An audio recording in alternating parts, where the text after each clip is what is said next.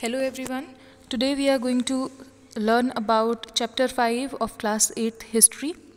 इसका आज हम पार्ट 2 देखने वाले हैं और आपका पार्ट 2 शुरू होता है through the eyes of the people से।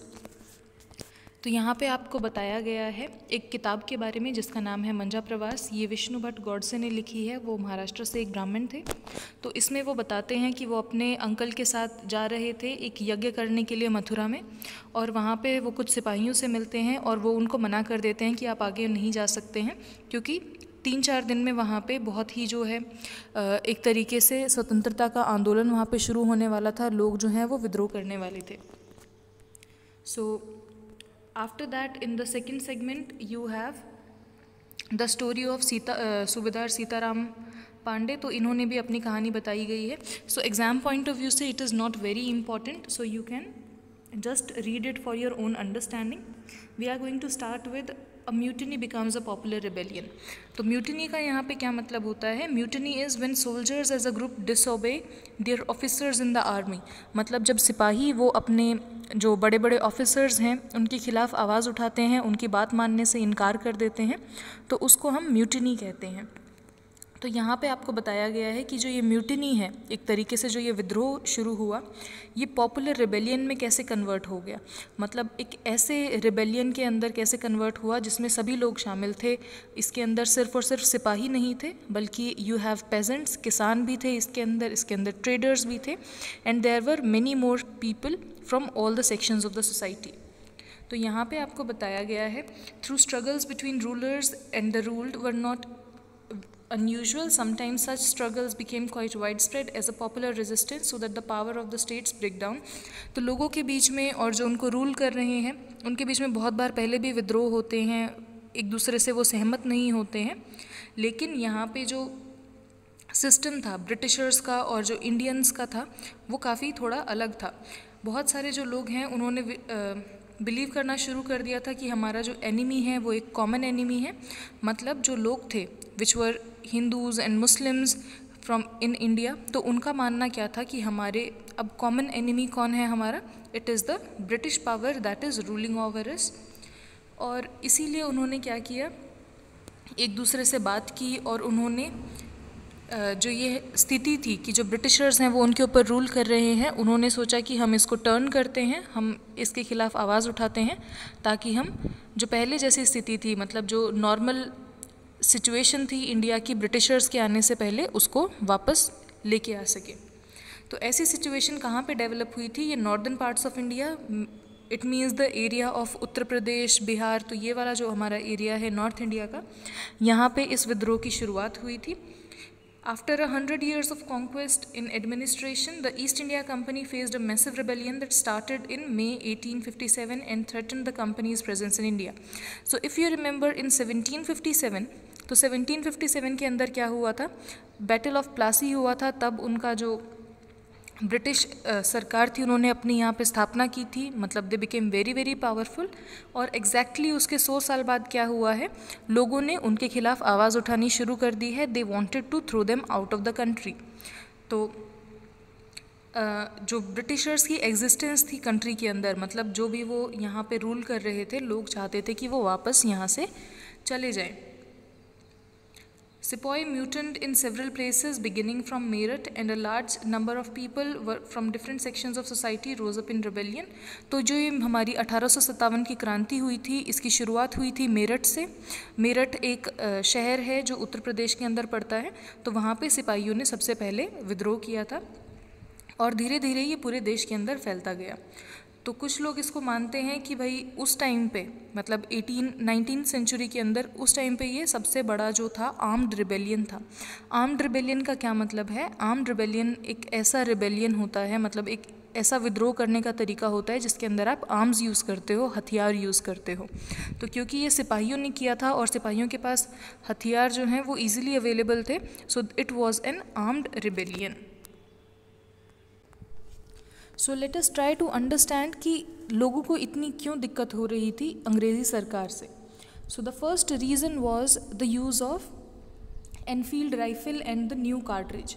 तो एक नई बंदूक उन्होंने लॉन्च की थी ब्रिटिश ऑफिशियल्स ने, और उसके अंदर जो गोलियां डलती थी, जो कारतूस डलता था, उसको आपको मुंह से छीलना होता था। और अफवाह क्या फैल गई थी कि उस कारतूस का जो मुंह से छीलने की जो परत है वो काऊ और पिग के फैट से बनी हुई है।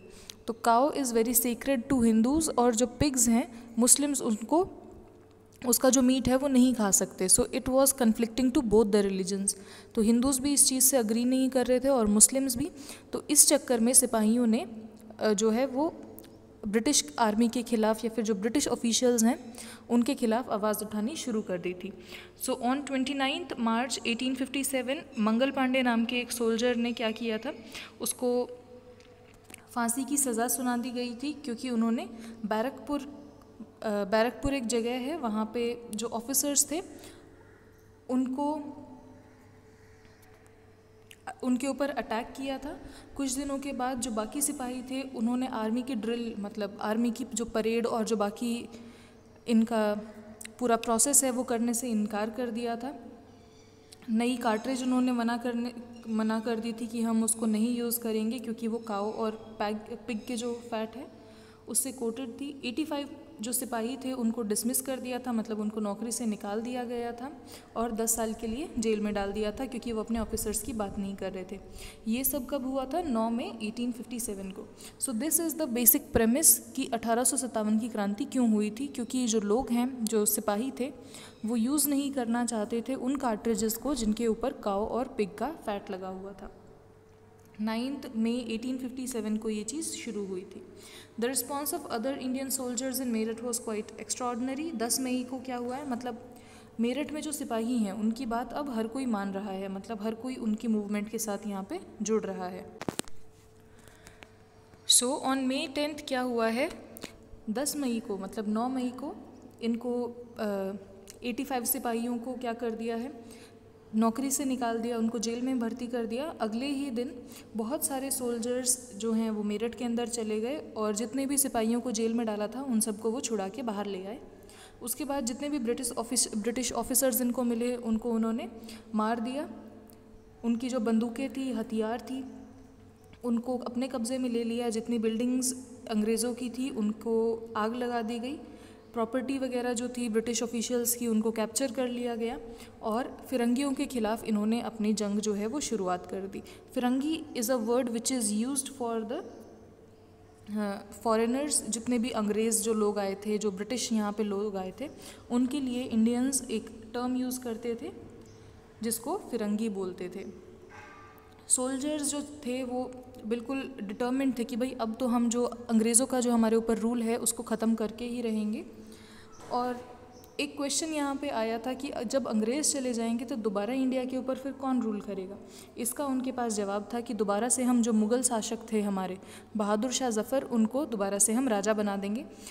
लास्ट पार्ट में आपने देखा था कि बहादुर शाह ज़फ़र को हटा दिया गया था। उनको कहा था कि भाई आप यहाँ के आखिरी राजा हैं और आपके जितने भी बेटे होंगे उनको प्रिंस की उपाधि दी जाएगी, उनको राजा नहीं बनाया जाएगा।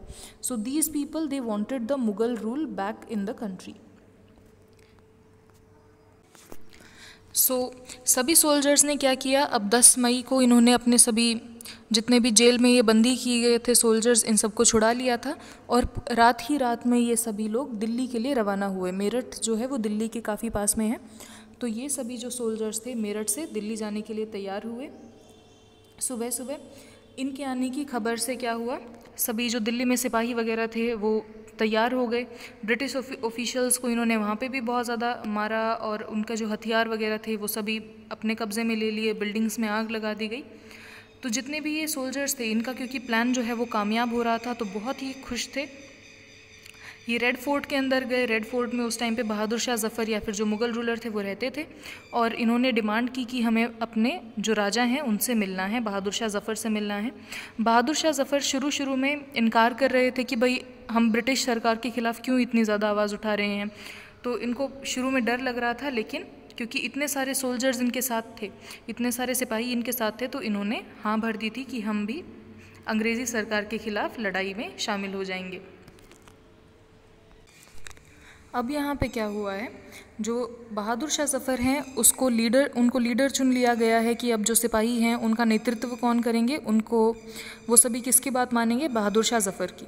तो बहादुर शाह ज़फ़र बूढ़े हो चुके थे काफ़ी, लेकिन उन्होंने फिर भी काफ़ी हद तक इम्पॉर्टेंट काम कर दिए थे। सबसे पहला उन्होंने जो स्टेप लिया था वो क्या था, इन्होंने जितने भी राजा थे, छोटे छोटे जो राजा थे, उनको चिट्ठी लिखी कि आप सभी क्या करेंगे, हमारा साथ देंगे ताकि हम ब्रिटिशर्स के ख़िलाफ़ अपनी लड़ाई लड़ सकें। मुग़ल डायनेस्टी के नाम पे बहुत सारे जो राजा थे, छोटे छोटे राजा थे, वो रूल कर रहे थे। तो उनको क्या लग रहा था कि भाई जो ये सिपाही थे ये थोड़े दिन बाद चुप हो जाएंगे, जो कार्ट्रिज का या फिर जो ये कारतूस का मामला है ये ख़त्म हो जाएगा। लेकिन जैसे ही बहादुर शाह ज़फ़र ने उनका साथ दिया तो उनको लग रहा था कि अब हमारे पास एक मौका है कि हम दोबारा से अपनी इन ज़मीनों पे, अपने राज्यों पे अच्छे से राज कर सकते हैं और ब्रिटिश सरकार को हम हटा सकते हैं। तो इसीलिए काफ़ी ज़्यादा जो था पॉपुलर यहाँ पे इनका रिवोल्ट बन गया था। जो ब्रिटिश थे वो, उनको लग नहीं रहा था कि ऐसा हो सकता है कि भाई सभी जो राजा हैं छोटे छोटे वो मिल के हमारे साथ खड़े हो जाएं, मतलब हमारे खिलाफ़ खड़े हो जाएं। वो सोच रहे थे कि भाई जल्दी से ये सब कुछ मामला ख़त्म हो जाएगा। लेकिन जैसे ही बहादुर शाह ज़फ़र का यहाँ पे रोल आया तो वो सिचुएशन काफ़ी ज़्यादा चेंज हो गई और लोग जो हैं काफ़ी खुश हो गए कि भाई हमारे पास एक मौका है दोबारा से अपना जो पहले जैसा हमारा टाइम था जब मुग़ल डायनेस्टी रूल करती थी कि वो अब दोबारा वापस आ सकता है। और इस वजह से लोगों के अंदर काफ़ी ज़्यादा हौसला आ गया था और वो लोगों को सपोर्ट कर रहे थे।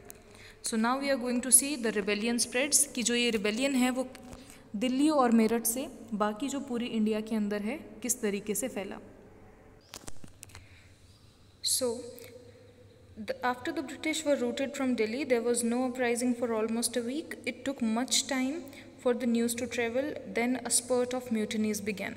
तो यहाँ पे हम क्या पढ़ेंगे कि एक हफ्ते तक कुछ भी नहीं हुआ है, ठीक है। दिल्ली और मेरठ के अंदर खबर तो फैल गई है कि बहादुर शाह ज़फ़र जो हैं वो नेतृत्व कर रहे हैं हमारी लड़ाई का, लेकिन जो बाकी एरियाज़ हैं, for example we had Jhansi या फिर पुणे और जो बाकी सदर्न इंडिया के पार्ट्स हैं, वहाँ पे कोई भी खबर नहीं पहुँची थी।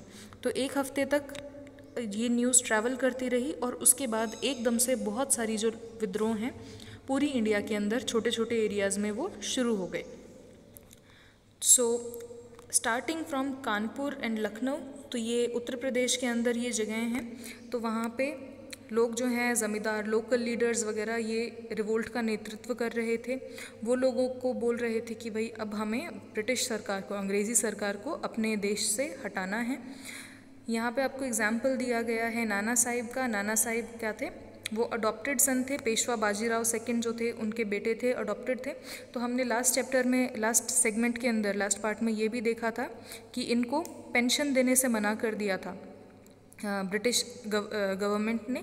तो नाना साहिब ने कानपुर के अंदर काफ़ी ज़्यादा विद्रोह किया। उन्होंने आर्म्ड फोर्सेस को ले आए। आर्म्ड फोर्सेस मतलब वो सिपाही जिनके पास गोला बारूद है या फिर बंदूकें हैं। तो आर्म्ड फोर्सेस को इन्होंने इकट्ठा किया। जो अंग्रेज़ी सरकार यहाँ पे रह रही थी, अंग्रेज़ों के जो सिपाही यहाँ पे थे, उनको इन्होंने अपने शहर से हटा दिया, उनको एक्सपेल कर दिया। प्लस फाइनली इन्होंने क्या किया था, अपने आप को पेशवा बता दिया। Peshwa is a very important post, very high post. इन्होंने कहा कि भाई अब मैं अपने पिता के बाद पेशवा हूँ और बहादुर शाह ज़फ़र के अंडर अब हम काम करेंगे, वही हमारे लीडर हैं और उनके अंडर मैं एक गवर्नर हूँ। लखनऊ के अंदर ऐसे ही बिरजस कद्र नाम के एक व्यक्ति थे, वो नवाब वाजिद अली शाह के पुत्र थे। उन्होंने कहा कि भाई अब मैं नया नवाब हूँ, ठीक है, क्योंकि इनके पिता की शायद मृत्यु हो गई थी। तो इन्होंने अपने आप को नया नवाब घोषित कर लिया था। इन्होंने भी कहा कि भाई हम सब बहादुर शाह ज़फ़र के अंडर काम कर रहे हैं और बहादुर शाह ज़फ़र ही हमारे यहाँ पे अब जो हैं वो महाराज हैं, वही सबसे बड़ी अथॉरिटी हैं इंडिया के अंदर। उनकी जो मदर हैं बिरजस कद्र की, बेगम हज़रत महल, उन्होंने भी काफ़ी एक्टिव पार्टिसिपेशन रहा उनका इस अपराइजिंग के अंदर। झांसी के अंदर रानी लक्ष्मीबाई थी, जिन्होंने जो विद्रोह कर रहे थे सिपाही, उनको उनके साथ काफ़ी इनके कॉन्टैक्ट्स थे, इन्होंने उनकी काफ़ी मदद करी।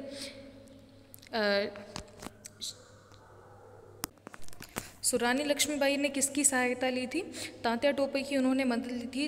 तात्या टोपे जो हमने कानपुर के पेशवा का नाम पढ़ा था, नाना साहिब, तो उनके ये जनरल थे, उनका ये पूरा सेना संभालते थे, उनके सेनापति थे ये।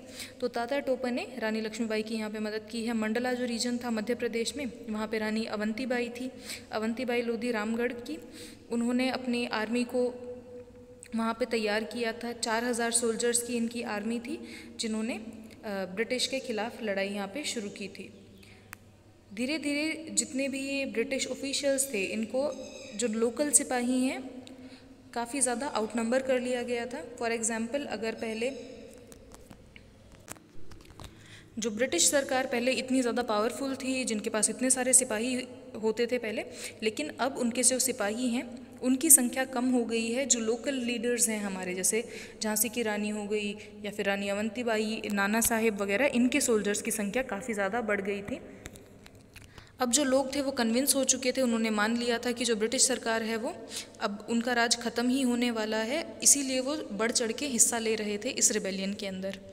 ये जो सिचुएशन है काफ़ी ज़्यादा किस में पॉपुलर हुई थी? अवध वाले एरिया में। So if you remember, Awadh को इन्होंने सब्सिडरी अलायंस के तहत अपने अंडर ले लिया था। उन्होंने कहा था कि यहाँ के जो राजा हैं वो अच्छे से रूल नहीं कर रहे हैं, तो इसीलिए जो ब्रिटिश सरकार है वो यहाँ का पूरा एरिया अपने अंडर ले लेगी। तो इसीलिए लोग वहाँ पे काफ़ी ज़्यादा चिढ़ गए थे ब्रिटिश का इस रवैये को देख के। वहाँ पे ये रिवोल्ट काफ़ी ज़्यादा पॉपुलर हुआ था। On 6 August 1857, we find a telegram sent by Lieutenant Colonel Tyler to his commander-in-chief expressing the fear felt by the British। तो जो यहाँ पे लेफ्टिनेंट कर्नल थे टाइलर, उन्होंने अपने कमांडर इन चीफ को लेटर लिखा। उस लेटर में इन्होंने क्या लिखा था? Our men are cowed by numbers oppose to them and the endless fighting, every village is held against us, the zamindar has reason to oppose us. तो उन्होंने उसमें लिखा था कि भाई हमारे जो ये सिपाही हैं, हमारे जो व्यक्ति हैं, वो काफ़ी ज़्यादा डर गए हैं और हर एक गाँव का व्यक्ति, ज़मींदार वगैरह, हर कोई जो ब्रिटिश सरकार है उसके खिलाफ लड़ने को तैयार है और उनका कोई भी साथ नहीं दे रहा है। बहुत सारे नए नए लीडर्स भी यहाँ पे आए थे, जैसे अहमदुल्ला शाह, ये एक मौलवी थे फैज़ाबाद के। मौलवी इज़ अ मुस्लिम लीडर, ठीक है, मुस्लिम्स का काफ़ी इंपॉर्टेंट पोस्ट होती है। तो वो फैज़ाबाद के मौलवी थे। उन्होंने कहा था कि ब्रिटिश का जो रूल है, प्रोफेसी का मतलब उन्होंने भविष्यवाणी की थी कि जो ब्रिटिश का रूल है वो जल्दी ही ख़त्म होने वाला है। और he caught the imagination of the people and raised a huge force of supporter, क्योंकि लोग यही चीज़ सुनना चाह रहे थे, तो इसीलिए काफ़ी ज़्यादा फॉलोअर्स उनके बढ़ गए थे। लखनऊ में ये आए और इन्होंने ब्रिटिश के खिलाफ लड़ाई की। In Delhi, a large number of Ghazis or religious warriors came together to wipe out the white people। तो गाजी कौन होते हैं? ये रिलीजियस फाइटर होते हैं, मतलब धर्म के जो योद्धा होते हैं, धर्म के नाम पे जो लड़ाई करते हैं उनको गाजी बोलते हैं। सो काफ़ी ज़्यादा लोग इकट्ठा हो गए जो इन ब्रिटिशर्स को या फिर जो ये दूसरे धर्म के लोग थे, क्रिश्चियनिटी वाले लोग थे, इनको हटाना चाहते थे, इनको अपने देश से भगाना चाहते थे। Bakht Khan, a soldier from Bareilly, took charge of a large force of fighters who came to Delhi। तो बख्त खान नाम के एक सोल्जर थे, ये बरेली के थे, इन्होंने दिल्ली में लड़ाई की थी। बहुत ही इम्पोर्टेंट ये मिलिट्री लीडर बन गए थे रिबेलियन के। बिहार के अंदर एक बहुत पुराने ज़मींदार थे कुंवर सिंह, इनको वीर कुंवर सिंह के नाम से भी जानते हैं। बहुत ही प्रसिद्ध ये स्वतंत्रता सेनानी हैं। इन्होंने रिबेलियन को लीड किया था और बैटल की थी ब्रिटिश के साथ। Leaders and fighters came across the land to join the fight, मतलब पूरी इंडिया से, ऑलमोस्ट हर एक जगह से इंडिया में लोग जो हैं वो ब्रिटिश सेना के खिलाफ या फिर ब्रिटिश का जो गवर्नमेंट चल रही थी यहाँ पे, उसके खिलाफ ये लड़ाई कर रहे थे। So in this segment we are going to discuss just this much. हम नेक्स्ट क्लास के अंदर पढ़ेंगे the company fights back. Till then everyone, bye bye, take care.